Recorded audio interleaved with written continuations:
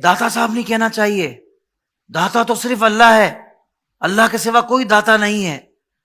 داتا کہنا کسی اور کو اللہ کے سوا شرک ہے۔ حضرت یہ ان کی کیا مراد ہے، یہ کیا سمجھیں ہمیں، یہ ہمارے عقیدے کو ذرا ارشاد فرمائیں نا حضور۔ اصل میں داتا کا جو لغوی معنی ہے وہ اگر ڈکشنری میں آپ دیکھیں تو عطا کرنے والا۔ جی۔ تو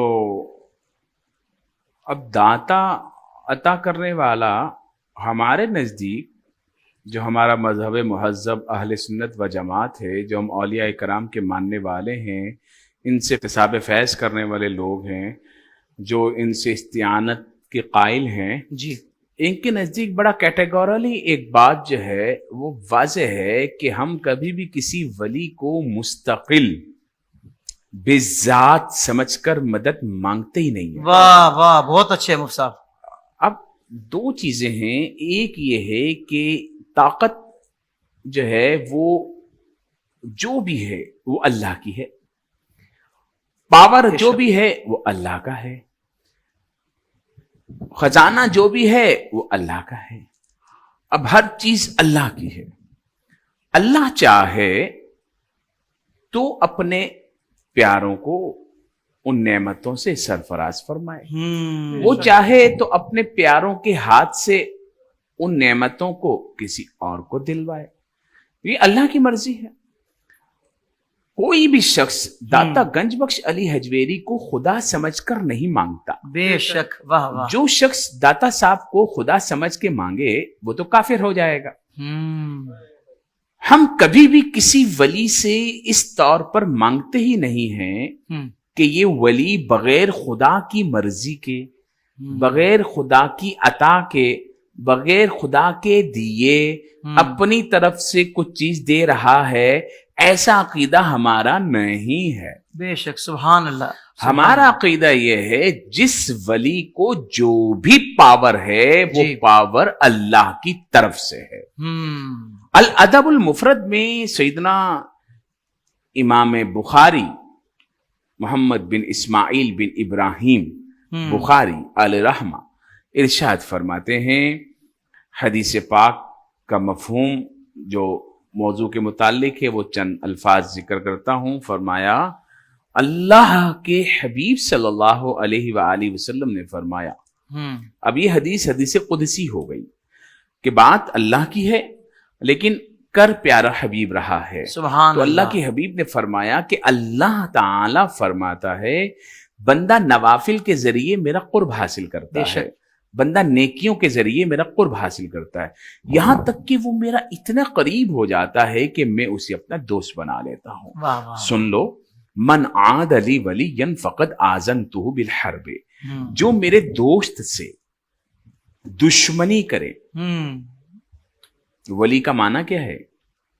دوست۔ اب جس سے دوستی اللہ نے کی ہے اس سے کوئی اور دشمنی کر رہا ہے، اللہ کہا جو میرے دوست سے دشمنی کرے میں اللہ اس سے دشمنی کا اعلان کرتا ہوں۔ اب پھر اللہ تعالی عز و جل ارشاد فرماتا ہے کہ وہ بندہ جب میرے قریب ہوتا ہے تو کنت سمعہ الذی یسمع بہ، میں اس کا کان بن جاتا ہوں جس سے وہ سنتا ہے، میں اس کا ہاتھ بن جاتا ہوں جس سے وہ پکڑتا ہے، میں اس کا پاؤں بن جاتا ہوں جس سے وہ چلتا ہے۔ اب اس کا کیا مطلب ہے؟ اللہ ہاتھ بن جائے گا، اللہ پاؤں بن جائے گا، مراد اس کی یہ نہیں ہے جو الفاظ ہیں۔ معنی کیا ہے؟ معنی اس کے دو طریقے سے ہیں۔ کچھ لوگ جو یہ اعتراض کرتے ہیں کہ داتا نہیں کہنا چاہیے، وہ اس کی ایک تشریح کرتے ہوئے یہ کہتے ہیں کہ بھئی اللہ اس کا ہاتھ بن جائے گا جس سے وہ پکڑتا ہے، اس کا مطلب یہ ہے کہ اب یہ شخص گناہ نہیں کرے گا۔ اللہ اس کا کان بن جائے گا، مطلب یہ ہے کہ اب بندہ اپنے کان سے گناہ نہیں کرے گا، مطلب گناہ کر کر کے یہاں تک پہنچا ہے۔ مطلب کیا ہوا بھائی؟ حدیث پاک میں کیا ہے؟ حدیث پاک میں یہ ہے کہ اللہ فرماتا ہے میں اس کا کان بن جاتا ہوں جی، جس سے وہ سنتا ہے۔ اب اس کی تشریح ایک تو یہ کی جا رہی ہے کہ میں اس کا کان بن جاتا ہوں کہ تشریح توجہ ہے آپ کی؟ ایک تشریح یہ کہتے ہیں کہ اب وہ گناہ سنے گا نہیں. جی ایک تشریح بنتی ہے. مطلب ابھی گناہ کر کر کے وہ اس مقام پر پہنچا ہے کہ اب سے نہیں سنے گا. وہ آئندہ سے ہاتھ سے گناہ کرے گا نہیں. مطلب اب گناہ کر کر کے یہاں تک پہنچا ہے کیا؟ اللہ اکبر. اب وہ اس پاؤں سے گناہ نہیں کرے گا. بھائی ابھی اس اسٹیج تک کیسے پہنچا؟ کیسے پہنچا؟ یہ کلام ہے. اب اللہ تعالیٰ تو فرما رہا ہے کہ میں اس کا ہاتھ بن جاتا ہوں جس سے وہ پکڑتا ہے. بولا جی اب اس ہاتھ سے کبھی گناہ نہیں کرے گا. یہ کیا بات ہو گئی یار؟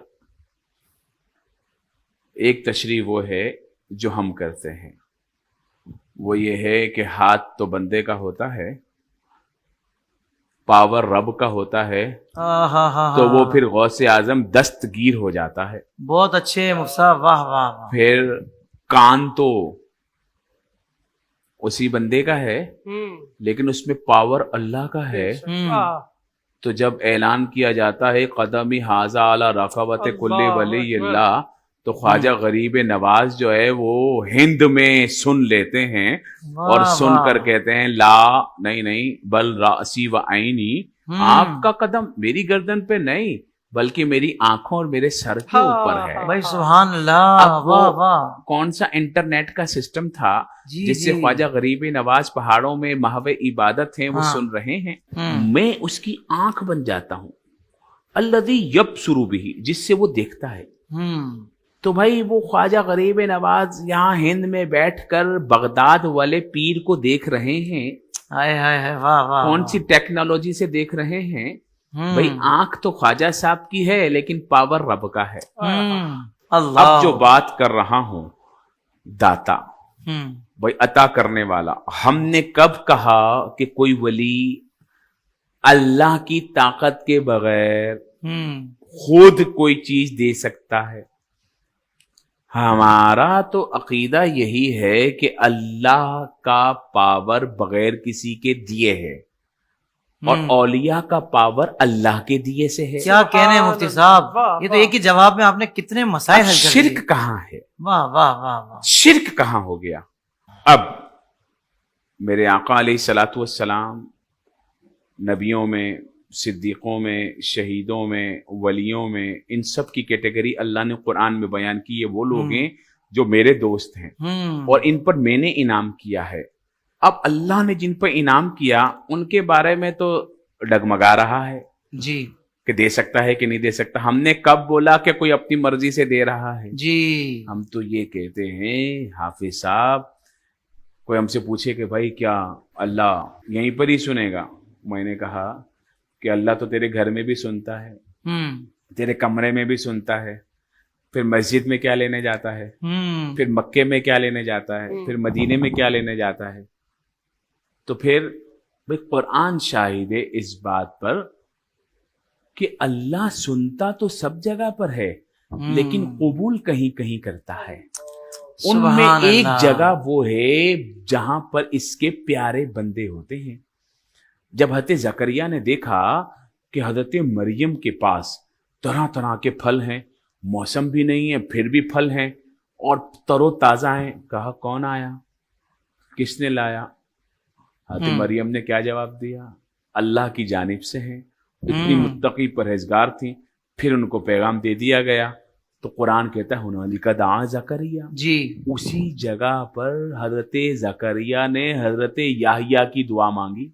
سبحان اللہ. اسی جگہ پر، اسی جگہ پر حضرت زکریا دعا کریں یار تم یہاں بچہ لینے جاتے ہو، بچہ لینے کیا جاتے ہو؟ بھائی ہم تو اللہ سے مانگتے ہیں. بہت اچھے مفتی صاحب. اللہ کا نبی اللہ کی ولیہ کے پاس، اللہ کا نبی اللہ کی ولیہ کے پاس دعا کر رہا ہے. قرآن اس پر شاہد ہے.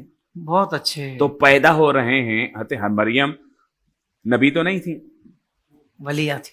حضرت مریم ولیہ ہیں اور ولیہ وہ ہیں جن سے نبی پیدا ہو رہے ہیں. کیا کہنے ہیں مفتی صاحب. سبحان اللہ سبحان اللہ. اب یہ جو ہیں وہاں دعا کر رہے ہیں تو ہم کیا کرنے جاتے ہیں؟ بھائی اللہ سنتا سب جگہ پر ہے، قبول اپنے پیاروں کے پاس کرتا ہے. واہ واہ واہ. اور جب ہم حاضر ہوتے ہیں داتا صاحب تو ہم کہتے ہیں السلام علیکم یا ولی اللہ. ہم آپ کے دربار میں آ گئے، پھر ہم فاتحہ پڑھتے ہیں، پھر واہ کہتے ہیں واہ حضور آپ پر جو انعام اللہ نے فرمایا ہے سبحان تھوڑا اللہ، سا چھینٹا ہم پر اور ہماری نسلوں پہ بھی ڈال دیجئے۔ اللہ اکبر، بھائی شرک کہاں ہو گیا؟ ہم نے کب بولا کہ داتا صاحب آپ خدا ہیں، ہم آپ کو سجدہ کرتے ہیں، ہم آپ کی عبادت کرتے ہیں؟ یہ تو کوئی مسلمان نہیں کہتا۔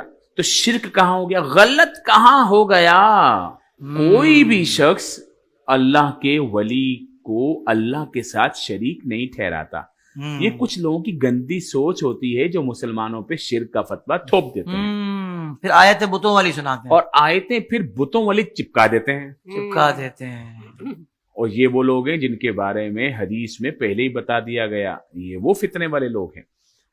تو بس اپنی بات میں یہاں ختم کرتا ہوں صحیح۔ کہ اولیاء کرام کے وجود مسعود جہاں ہوں، ان کے دربار پر حاضر ہو کر اللہ کی بارگاہ میں فریاد کرنی چاہیے، اللہ ان کی برکت سے عطا فرماتا ہے۔ اللہ اور جو شخص اولیاء اللہ سے مانگتا ہے وہ کبھی بھی ان کو بالذات اور مستقل سمجھ کر نہیں مانگتا، وہ مانگتا اسی نیت سے کہ آپ پر جو انعام اللہ نے کیا ہے اس میں سے ہم پر بھی نظر کرم کر دیں، سبحان اللہ، سبحان اللہ، سبحان اللہ، کیونکہ آپ اللہ کے محبوب بندے ہیں۔ بہت اچھے مفتی صاحب، واہ واہ واہ۔